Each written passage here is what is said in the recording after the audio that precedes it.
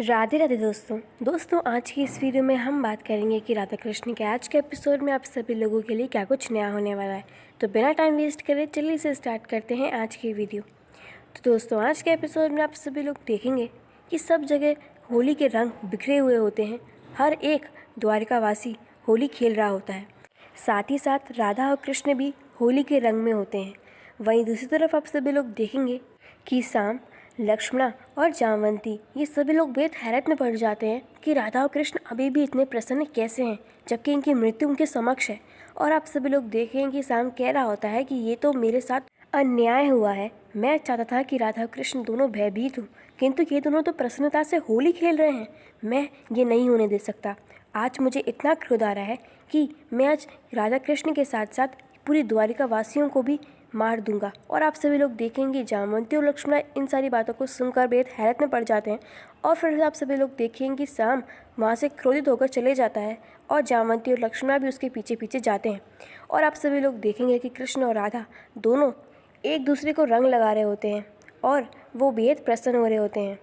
फिर कृष्ण राधा का हाथ पकड़कर उन्हें वहाँ से ले जाते हैं। वहीं दूसरी तरफ आप सभी लोग देखेंगे कि शाम पहुँच जाता है एक पहाड़ी पर और वो पहाड़ी से पूरी द्वारिका नगरी को देख रहा होता है और वह कह रहा होता है कि अब मैं श्री कृष्ण और राधा के साथ साथ ये पूरी द्वारिका का भी अंत कर दूंगा। आखिर मैं महादेव का अंश हूँ, जिनका कार्य ही दुनिया में विनाश करना हो, तो मैं आज इस पूरी द्वारिका नगरी का विनाश कर दूंगा। और जामवंती और लक्ष्मणा इस बात को सुनकर बेहद हैरत में पड़ जाते हैं और वो कह रहे होते हैं शाम से कि शाम तुम ऐसा कुछ भी नहीं करोगे, किंतु शाम उनकी बातें नहीं सुनता है। वहीं दूसरी तरफ आप सभी लोग देखेंगे कि कृष्ण ले जाते हैं अपनी राधा को एक वन में, जहाँ पर उनका झूला लगा होता है और वो दोनों साथ में बैठे हुए होते हैं।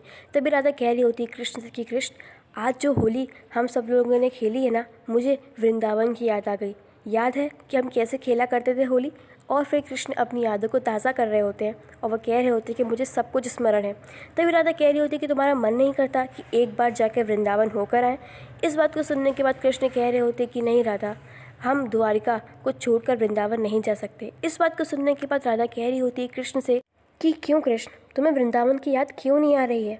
तुम क्या सब कुछ भूल चुके हो? अपनी गोपियों को भूल चुके हो, वो राज भवन को भूल चुके हो? कृष्ण, तुम ये बात मत भूलो कि तुम्हारी राजा की जो यात्रा थी वो वृंदावन से ही प्रारंभ हुई है। तो फिर ऐसा कौन सा कारण है जिसके लिए तुम वृंदावन आना ही नहीं चाहते? इस बात को सुनने के बाद कृष्ण कह रहे होते हैं राधा से कि राधा, तुम क्या कह रही हो? मैं अपने वृंदावन को भला कैसे भूल सकता हूँ? मुझे आज भी याद है, वृंदावन जैसा पावन कोई स्थान हो ही नहीं सकता। मैं अभी तक वृंदावन को नहीं भूल पाया हूँ और ना ही भूलूंगा, क्योंकि वृंदावन जैसी सुंदर नगरी को आखिर कौन भूलना चाहेगा। तभी राधा कह रही होती तो फिर क्या कारण है जिसकी वजह से तुम वृंदावन नहीं आना चाहते? तभी कृष्ण कह रहे होते क्योंकि वृंदावन में एक ऐसा रहस्य है जिसे मैं खोलना नहीं चाहता। तभी राधा कह रही होती कि कौन सा रहस्य कृष्ण?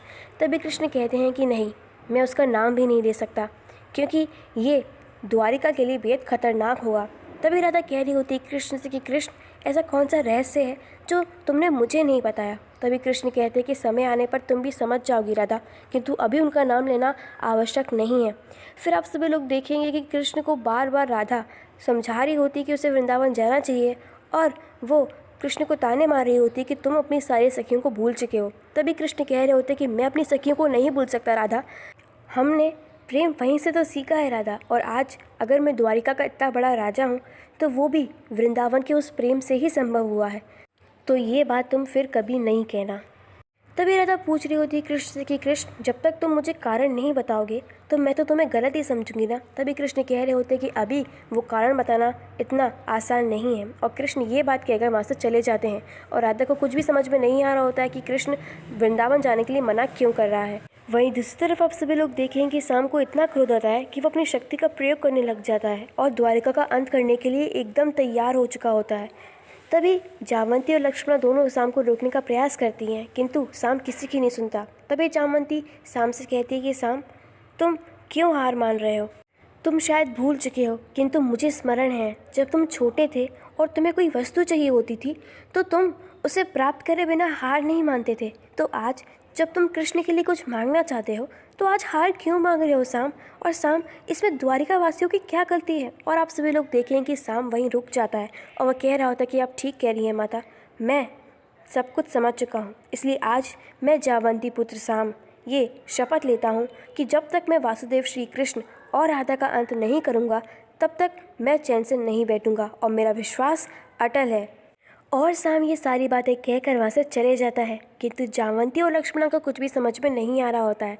तभी लक्ष्मणा कह रही होती है अपनी माता से, यानी कि जावंती से, कि माता आर्य साम को क्या हो चुका है, उनका विश्वास खोते क्यों जा रहा है। तभी जावंती कह रही होती कि ये मेरा पुत्र है, वो अपना विश्वास कभी नहीं खोएगा।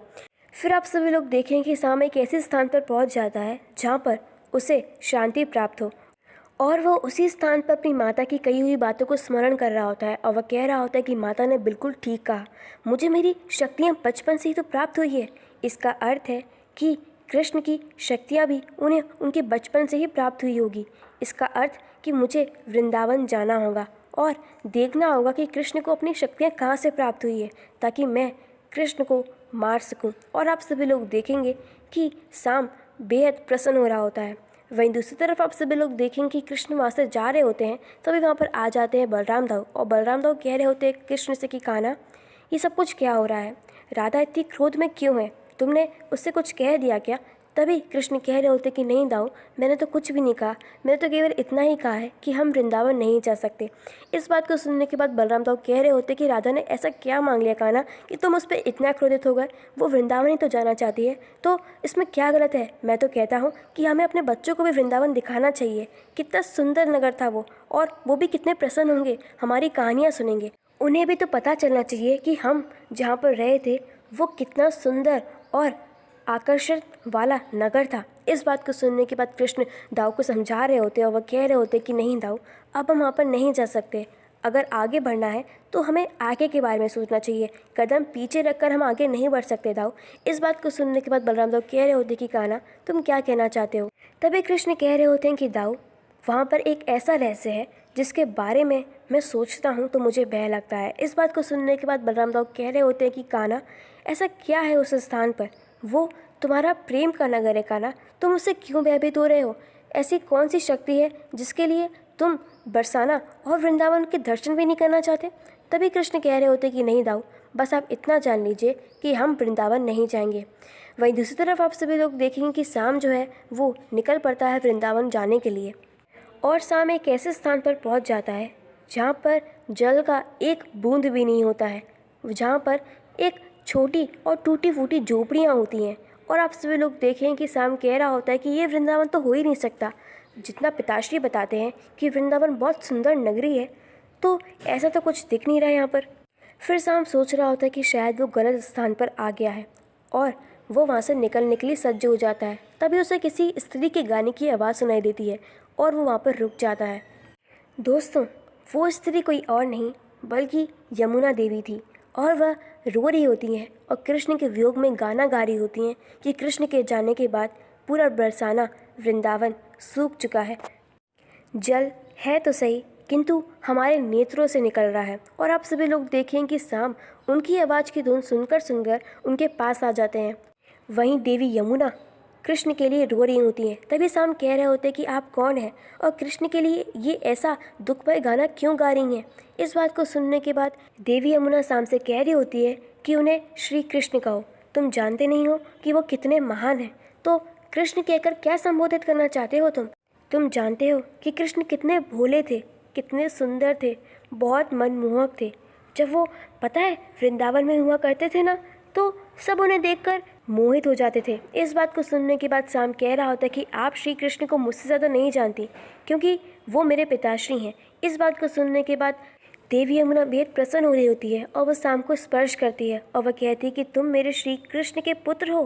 फिर देवी यमुना अपना परिचय देती है और वह कह रही होती है कि मैं यमुना हूँ, मैं वृंदावन की रौनक हूँ, मैं जल हूँ, और वृंदावन मेरे बिना यहाँ पर रह ही नहीं सकता। ये तट देख रहे हो तुम, ये मेरा ही तट है और यहाँ पर सभी लोग स्नान करने के लिए आते हैं। इस बात को सुनने के बाद साम कह रहा होता है किंतु यहाँ पर पानी का एक बूंद नहीं है। तभी यमुना कह रही होती है कि कृष्ण के वियोग में केवल हम ही नहीं अपितु प्रकृति भी बेहद रुष्ट हो चुकी है और वह कृष्ण वियोग में तड़प रही है। और आप सभी लोग देखेंगे प्रकृति भी एक बार कृष्ण से मिलना चाहती है और आप सभी लोग देखेंगे कि शाम को कुछ भी समझ में नहीं आ रहा होता है। वही दूसरी तरफ आप सभी लोग देखेंगे कि बलराम दाऊ कह रहे होते हैं कृष्ण से कि कृष्ण, ऐसी कौन सी चीज़ है जो द्वारिकाधीश श्री कृष्ण जो कि स्वयं नारायण है उन्हें भयभीत कर रही है? तुम खाना मुझे उसका नाम बताओ, मैं उसे देखता हूँ।